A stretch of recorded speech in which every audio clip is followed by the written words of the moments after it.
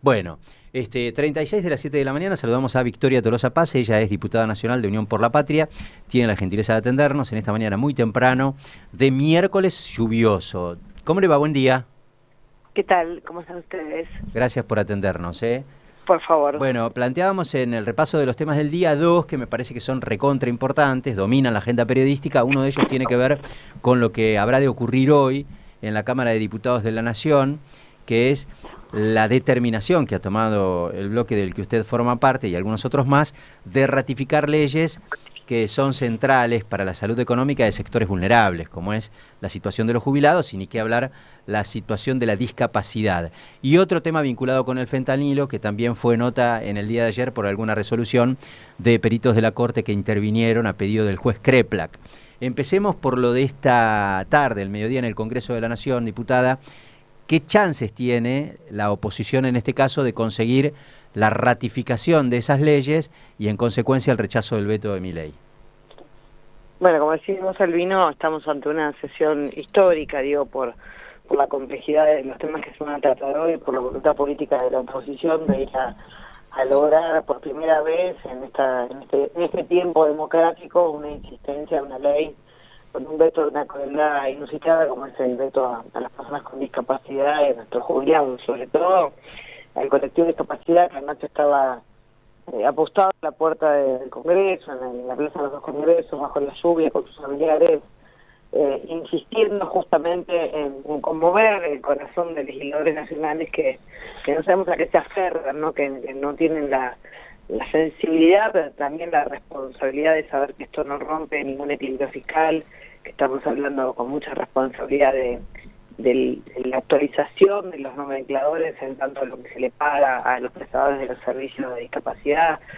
También tiene que ver con tener actualizado el monto de las becas de los talleres protegidos, de todas las instituciones que contienen a los chicos y chicas que salen de las escuelas especiales y que intentan, bajo todo punto de vista, de lograr la inclusión laboral.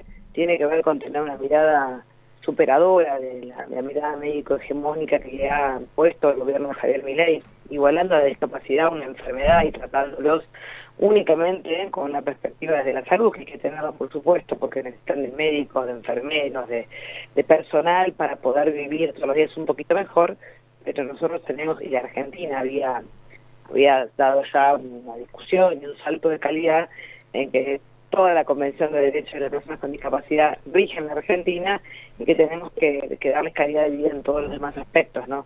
Y bueno, creemos que acá hoy estábamos en un escalón muy bajo, que es simplemente tratando de garantizar la vida de las personas con discapacidad. Es impresionante lo que está sucediendo, es impresionante lo que quiere a nosotros que tenemos un compromiso en esta materia desde hace mucho tiempo, bueno, tener los teléfonos detonados de pedidos de auxilio, de ver cómo hacen las familias para que no se les caigan las prestaciones. Digo, una prestación es un fisiatra, es un fonoaudiólogo, es una terapia que le permite a esa persona con discapacidad respirar, vivir, hablar, caminar, moverse mínimamente para que sus órganos no se deterioren, para tener la posibilidad de tener una vida, ¿no? En familia, y bueno, y esto es lo que hoy vamos a tratar. Creo que es el primer golpe en esta sesión que tendrá varios pasos. Primero, lograr quórum.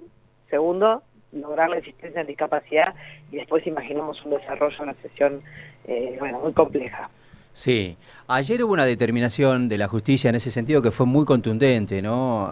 Diciéndole al gobierno, miren muchachos, si ustedes tienen un problema presupuestario, no sé de dónde la sacarán, pero tienen la chance de poder modificar el presupuesto, porque así tiene como facultad conferida, digamos, el jefe de gabinete, pero la verdad es que tienen el deber de sostener a las personas con discapacidad, ¿no? Con lo cual me parece que en este caso en particular casi como que está el cerco cerrado, y bienvenido sea a que el Congreso de la Nación, sobre todo además porque fue contundente la aprobación, ratifique la ley y rechace el veto en el caso de los discapacitados. No tengo la misma sensación, y en todo caso le pregunto a usted cuál es la expectativa que tiene de las otras dos leyes. La de la moratoria me da la sensación de que va a conseguir imponer el veto el gobierno, y en todo caso le pregunto cómo se puede rediscutir ese punto porque es importante, involucra a muchos argentinos que tienen el derecho de tener una jubilación, pero también está la del aumento de los jubilados. ¿Ahí tienen números? ¿Les alcanzan? Nosotros pensamos una sesión en donde vamos a arrancar con la insistencia en discapacidad, que queremos es el punto que nos puede permitir y lograr la insistencia de la ley, darle tranquilidad a las familias y a las personas con discapacidad en la Argentina, y a partir de ahí, bien desarrollados vos, tenemos menos expectativas en lo que se conoce como la ley de moratoria, porque nos costó, o sea, cuando uno mira cómo fue votada, salió aprobada, pero no tuvimos esos 2/3 que implicaban luego poder sostenerlo, y además había otras ideas que pueden ser tratadas hacia adelante. Digo, el proyecto, por ejemplo, que llegó a la firma de Nicolás Mazzot, que era un proyecto de pensión proporcional a la vejez, es un mecanismo, bueno, que genera la ventana de ingreso a personas que no tienen los 30 años de aporte, con características diferentes en la moratoria, pero similares en cuanto a que hay una herramienta para poder jubilarse, que contempla proporcionalmente los años de aportes en lugar de contemplar el pago de lo que me falta. Es como mirar la oportunidad de la ventana de ingresos del lado de premiar la mayor cantidad de años de aportes. Es un proyecto interesante. Nosotros trabajamos mucho pensando aquella vez que la moratoria no lo íbamos a lograr. Lo que creo que es importante decir es que vamos a trabajar con herramientas que den respuesta a personas con 60, si son mujeres y hombres, si tienen 65, que no tengan 30 años de aporte, porque es el universo mayoritario de la Argentina. O sea, no tenemos una Argentina en donde la formalidad y la continuidad laboral, la trazabilidad de una persona en su vida de trabajo está garantizada por haber estado en blanco. Al contrario, la ley argentina indica que tenemos que legislar porque esta es una situación muy naturalizada. Lamentablemente lo decimos, ¿no? La Argentina, de los vaivenes económicos, trae como consecuencia una falta de estabilidad y registración de sus trabajadores. Bueno, tenemos que ser capaces de tener una lectura sobre esta realidad y legislar. Bueno, a ver lo que plantea mi ley, que para él, si la gente no tiene los aportes, bueno, no es problema de él. Para él no es problema de nada, salvo la TIMA, garantizar las rentabilidades extremas a los que viene a ser la bicicleta financiera en la Argentina y pagar, por ejemplo, dentro de las prioridades del gobierno, 20 veces más en intereses de deuda que en el pago de los jubilados. Sí, pero además, digamos, es medio como engañoso, es medio como engañosa también, ¿no? Porque hay mucha gente que tiene efectivamente aportes, que en todo caso no llegará a la cantidad de aportes necesarios como para poder acceder a una jubilación, pero esa es como, la visión del gobierno es muy como muy inflexible en el sentido del que no llegó a los 30 años, bueno, que se joda. Ahora, aquel que aportó 15 o 20 años, bueno, me quedo con sus aportes, eso tampoco es... No, peor aún, hay gente que tiene 28 en aporte, Albino, 29. Bueno, con la ley que está vigente, si nosotros logramos la insistencia, no te podés jubilar. Claro. Esta es la realidad. O sea, es tremendamente cruel. Cuando la moratoria te exigía, tenías 29, comprabas un año de aporte, te descontaban de la jubilación y te jubilabas. Bueno, vamos a ir, por supuesto, a buscar hoy la insistencia, creemos, porque somos conscientes de que ese reto puede pasar, pero estamos convencidos de que tenemos otras herramientas. Primero tenemos un año, la idea es no malgastar. ¿Qué quiere decir? Cuando no tengamos el número, tratar de no malgastar la herramienta. O sea, es que una insistencia puede dar un año hacia adelante, ¿no? Sí. O sea, podemos lograr presentar el proyecto de insistencia moratoria más adelante en lugar de tratar de que el veto se consolide en la sesión de hoy. O sea, no ir a buscar rechazos, sino guardar las herramientas para cuidar a la población a través de las leyes que ya sancionó el Parlamento. Ok, y en el caso de los aumentos a los jubilados, ahí hay que prestar atención a la conformación del quórum, a las presencias que se abstienen, digamos, ahí juega todo, ¿no? Ahí va a ser un poquito, como decís vos, un poco más de la magia que ocurre cuando empieza a haber realmente la presión del gobierno, porque cuando tenga la primera insistencia votada, va a haber una cantidad de llamados y presión para que eviten la catástrofe. No le viene saliendo. Tenemos que decir que en la última sesión metimos 12 proyectos, uno atrás de otro, concatenados en aprobaciones, y estaban sin reacción, a pesar de que intentaron bajo todo punto de vista ganar tiempo, dar cuestiones de privilegio que no estaban acordadas, con temas que eran ridículos, Lemoine intentando hacer casi una teatralización y trayendo y nombrando a varios diputados para que haya derecho a réplica, o sea, una enorme incapacidad de ser realmente responsable, de darse cuenta que era una sesión que iba a ser para ellos una catástrofe y un alivio para el pueblo argentino, porque logramos salvar el INTA, el INTI, el Instituto Nacional del Teatro, porque logramos salvar el banco de datos genéticos, o sea, porque hicimos cosas que estamos convencidos fue un trabajo de aparente democracia, construir y sostener esas instituciones que cumplen un rol fundamental en la Argentina, y que bueno, que con diputados que tenemos, bueno, responsabilidades asumidas, que queremos realmente representar a quienes votaron. Y cuando hablo de diputados, diputadas, hablo de no solamente el bloque Unión por la Patria, sino los bloques que en el último tiempo vienen teniendo una actitud de mucho acuerdo, de ser oposición al gobierno de Javier Milei, porque entienden la gravedad de la mirada que tiene el presidente de la Nación, ¿no? Que es una mirada, como decís vos, de una crueldad muy elevada para poder soportar, como si nada pasara, ¿no? El garrote contra las personas con discapacidad o con silla de ruedas, contra nuestros jubilados los miércoles, y el garrote que le pega a toda la sociedad cuando con ese odio y esa violencia intenta hacernos convencer de que estamos yendo por buen camino, que somos muchos los que nos damos cuenta que no. Diputada, le hago una pregunta que tiene que ver con otro tema que está en agenda, que trató de apropiarse, por lo menos en el debate público, digamos, la oposición, haciendo un paso de comedia ahí, presentando un pedido de informes, en un momento en el que ya no había nadie en las bancas, como para que después se generara esta idea de que poco menos que la oposición, particularmente el peronismo, planteara alguna especie de barrera a la posibilidad de saber lo que pasó en materia de salud con el fentanilo en la Argentina y demás. Y hay un proyecto elaborado, creo que por usted, me dirá si es así o no, pero que de todas formas presentará el bloque, que busca crear una comisión para involucrar al Congreso en el seguimiento de la causa, en tratar de saber qué fue lo que pasó. Cuéntenos, ¿de qué se trata? La verdad que, como bien decís, nosotros fuimos acusados mediáticamente después de que aquella sesión diera como resultado de esos 12 proyectos aprobados. La diputada Judice del PRO, ahora del PRO Libertad Avanza, con son amarillos y violetas mezclados, ya casi más violeta que amarillo, intenta instalar en la Argentina el drama de la crisis sanitaria producto de las muertes por fentanilo, tiene algún grado de complicidad o de ocultamiento en el avance de la investigación por parte del bloque peronista o del bloque de Unión por la Patria. Y la verdad que apunta claramente a correr a los jueces, evidentemente debe estar preocupada porque el juez Kepler viene haciendo una tarea impecable. En 90 días de causa ya por lo menos pudimos como país, ¿no? Retirar en circulación todas esas ampollas de fentanilo contaminado. Coinciden todos, diputada. Yo lo remarco ese tema porque no me parece un dato menor. Coinciden incluso hasta los familiares. Nosotros hablamos habitualmente con familiares, con abogados. Ellos tienen un problema sí, por eso. Suele decir que hay que dejar que el juez avance. Bueno, hasta Lugones, que es el principio. Está haciendo un buen trabajo. Lugones mismo, dentro de las debilidades que ha manifestado en sus entrevistas, sí ha dicho que el juez viene haciendo una tarea impecable, porque sin duda no es fácil hacer el camino que se está haciendo, que es un camino de mucha seriedad.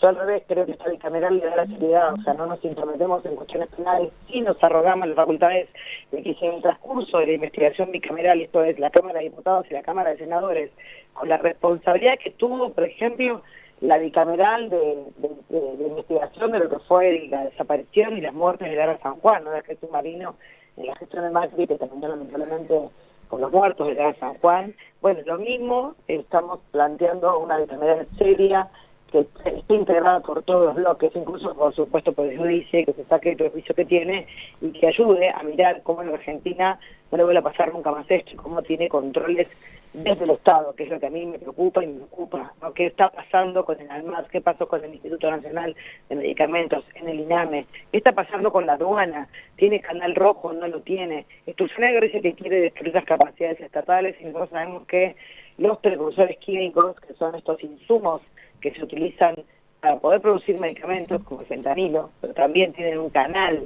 de informalidad que se utiliza lamentablemente por las asociaciones ilícitas vinculadas al narcotráfico, tienen que tener una coordinación muy grande, no solamente de la autoridad sanitaria, de la ANMAT, sino de la Dirección de Drogas Peligrosas del Ministerio de Seguridad, de la aduana, en cómo llega, cómo se importa, quién le importa, en qué cantidades y para qué.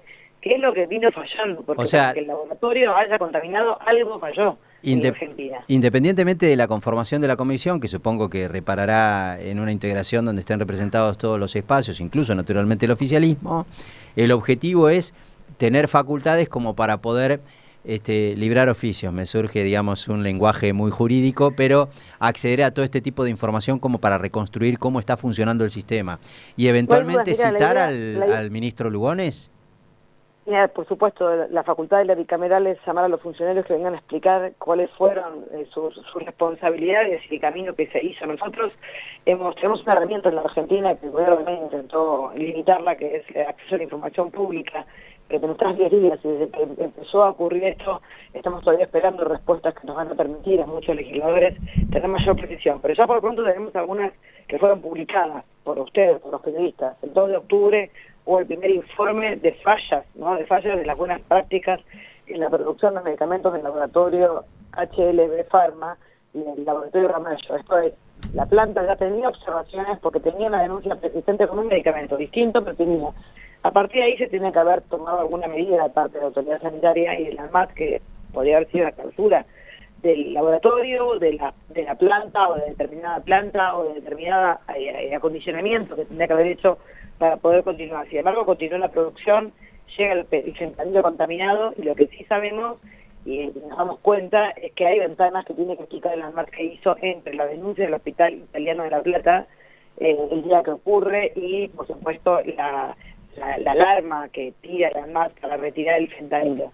También creemos que la Argentina necesita exhaustivamente tener mejores niveles de control y creemos fundamentalmente que Lugones como autoridad sanitaria, tanto lo digo yo, y lo va a tener que explicar en la Comisión Bicameral si lo logramos aprobar hoy, que entiendo que sí, porque el radicalismo con Pablo Juliano a la cabeza tiene un proyecto también de comisión investigadora, Silvana Giunzi del PRO tiene también un periodo de comisión investigadora con algunos condimentos más de tipo rédito político, pero bueno, no importa, vamos a tratar de que la comisión sea seria, de que no busque llevar agua para ningún molino, sino que tratemos de ver cómo falló. Gobierna Javier Milei, la autoridad sanitaria que depende de él, hay una ANMAT que depende de él, y nosotros tenemos desde el 2005 un andamiaje legal y normativo en Argentina, que lo construimos mayoritariamente quienes fuimos gobierno, ley de precursores químicos, sancionada bajo la presidencia de Néstor Kirchner, la primera resolución de trazabilidad de medicamentos Victoria, en buen Cristina. Digo, hay mucho hecho en la Argentina,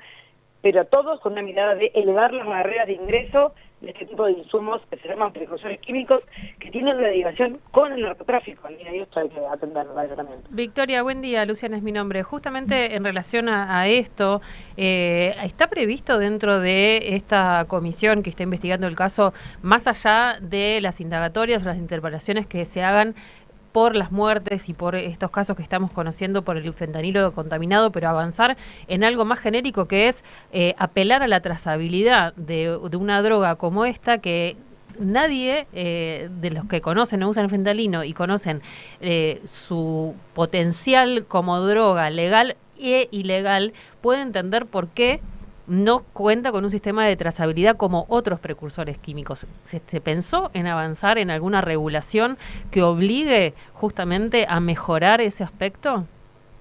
Sí, vamos a hablar técnicamente. Yo no soy bioquímica, pero tuve que estudiar bastante para entender qué está pasando.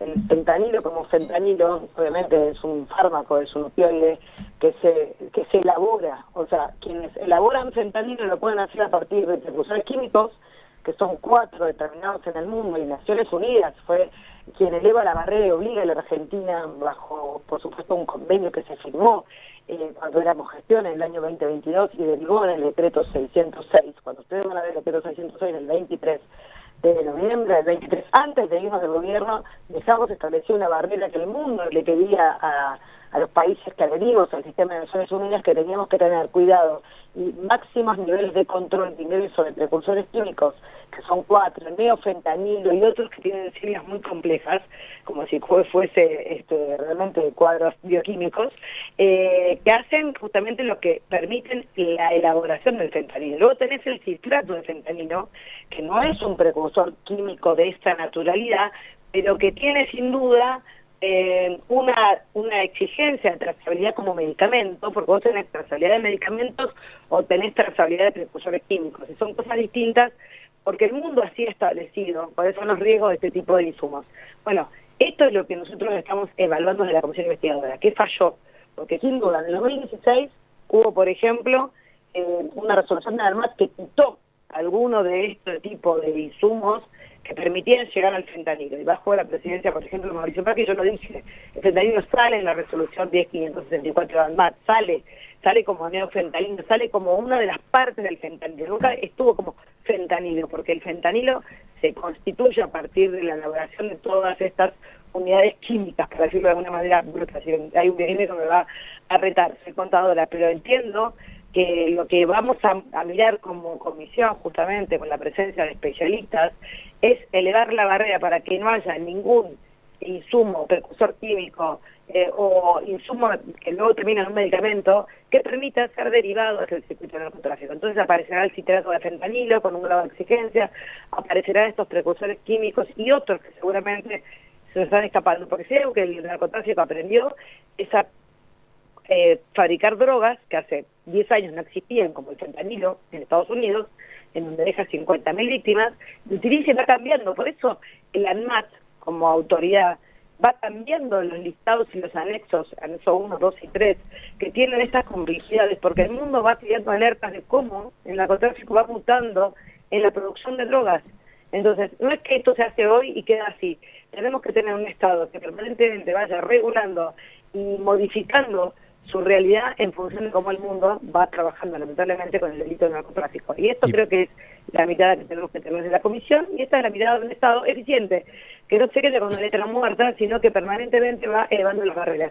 Creo que tenemos una gran tarea por hacer en esta bicameral. Espero poder ser parte de quienes llevamos esta lectura de responsabilidad a la Cámara, por respeto a las 96 víctimas y por respeto a todas esas víctimas que aún no han podido encontrar la razón de la muerte, ¿no? A partir de, porque todavía no logramos unir a quienes se les aplicaron las 45.000 ampollas de fentanilo. El juez está haciendo una gran tarea, se van aumentando las víctimas, lamentablemente, se van aumentando los querellantes, pero hay un gran acompañamiento de la sociedad en la búsqueda de la justicia, más allá de que algunos quieren llevar, por supuesto, agua o molinos de viento hacia instalar el presidente de la Nación al peronismo y al kirchnerismo en la responsabilidad de este drama, ¿no? Diputada, gracias, le mando un abrazo, hasta luego. Por favor, que tengan muy buen día. Gracias. Adiós, que le vaya bien. Bueno, la diputada nacional, en este caso Unión por la Patria, Victoria Tolosa Paz. La Cielo, aire puro.